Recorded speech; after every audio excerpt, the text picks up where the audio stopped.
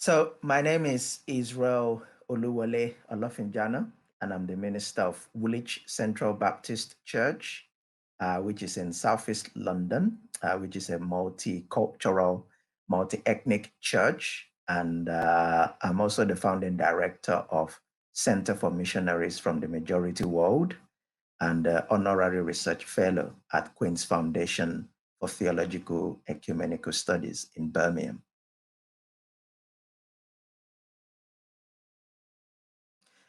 I think before the pandemic, I was already reflecting on how we do discipleship in the Western context and reflecting particularly on the nature of suffering and how that impacts on our discipleship.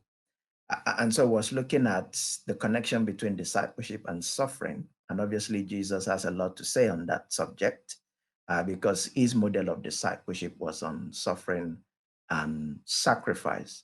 And so I was thinking about that, but this was necessitated by just reflecting on how much I have suffered personally and reflecting on how a lot of us who come from the majority world have suffered a lot and how the experience we bring to discipleship is very rich. So that was what I was thinking about before the pandemic. And then when the pandemic hits, that thinking intensified in that respect on the nature of suffering and discipleship.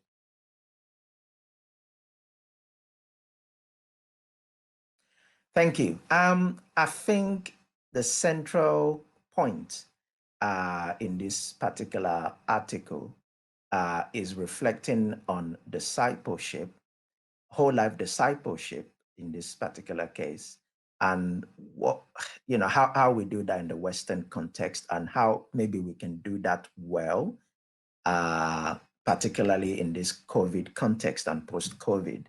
So the point I was making is that how do we do whole life discipleship in the context and climate of suffering? And it seems to me that if our whole life discipleship is not gearing people towards what happens in everything fails, what happens if things are not going your way, then I think we will have a problem. And the other thing I was suggesting is that there is already template that I think we can draw from. Majority world Christians have come from a context that is historically and contemporary has been shaped by suffering, pain, and loss due to institutional and systemic injustices that has conditioned them to be accustomed to pain and suffering.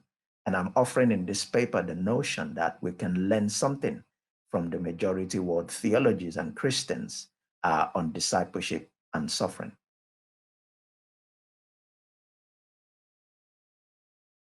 So I think questions people can explore in Bible studies or discipleship programs is we need to look at the question, how does our consumer culture influence our discipleship?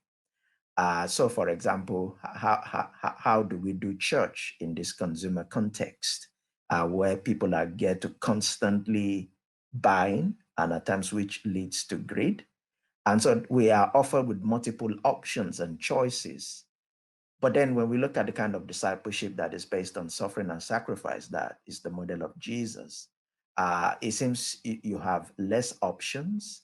And it seems you have almost your life and survival is conditioned on total and absolute obedience to Jesus. That challenges how we do discipleship in a consumer culture. And so, how does that impact that? So, how do we need to distinct our discipleship, church discipleship programs, and everything from our consumer culture and how we do church? So that would be a key question I think people can explore in this particular case.